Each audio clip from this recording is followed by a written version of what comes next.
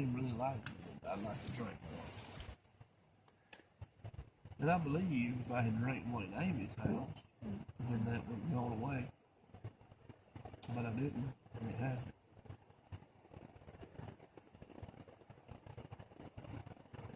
Just getting your thoughts on the second night into this thing.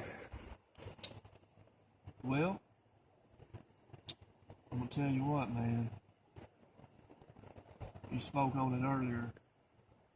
I don't remember your exact words, but the idea was not letting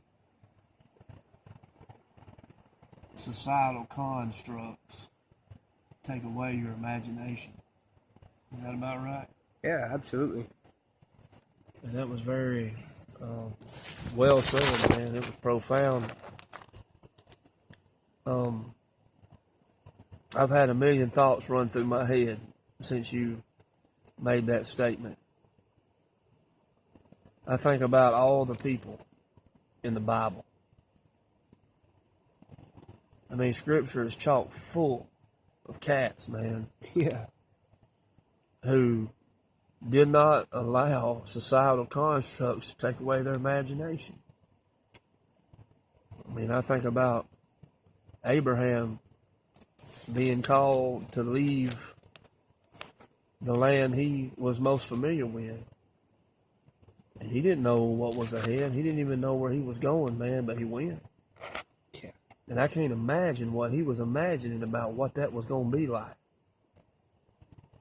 And then when God called on him to sacrifice his son Isaac, he didn't allow societal construct to ruin his imagination. He kept his faith in God, not in man, not in society. I think about David. Everybody told him, you're too young. You're just a keeper of your father's sheep. You got no business going out there taking on this giant named Goliath.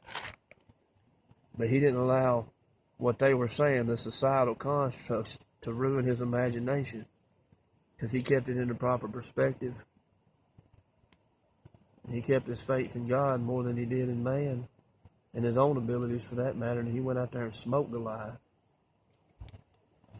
I think about Matthew the tax collector in Matthew chapter 9. You know, we were told he's a tax collector for a reason, because he was a low-down SOB.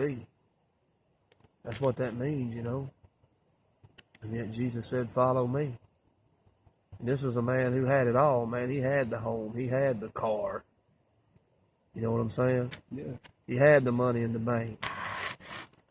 He had the food on the table. And yet he just up and left all that to go follow, because he didn't allow societal constructs to take away and ruin his imagination. And it's as I shared with you a little while ago about the whole Salvation Army experience, you know. It was never my goal personally to graduate that program. My goal every day was to sleep in the same bed I slept in the night before. And I knew what I needed to do in order to do that. You know, or I knew what I didn't need to do. And that's get high. Drink.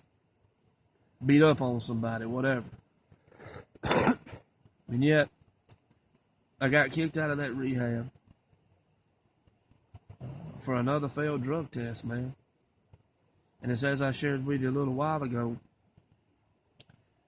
the 3D thinking individual, the right angle, square corner, across the T dot I, thinks that's a failure. But I ain't subscribing to that, because that's what society wants me to subscribe to, you know? What I'm subscribing to, as I shared with you, is the fact that I did my time well there, because I had the respect of the brotherhood, the people I was in the struggle, in the program with, as I showed them respect. I was being myself because everybody else is taken, and that's all we can do. We can only be ourselves because everybody else is already taken.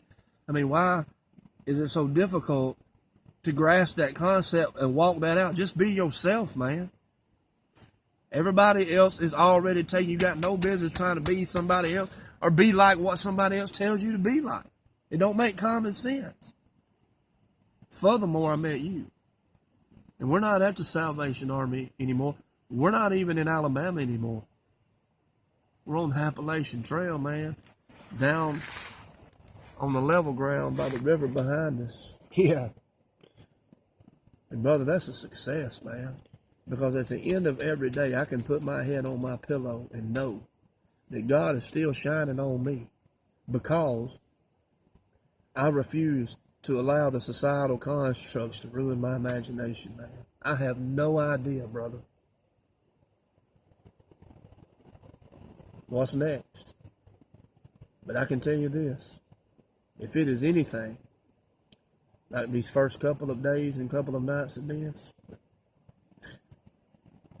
man, if these people in this world only knew, I wouldn't even have to speak on it, you know?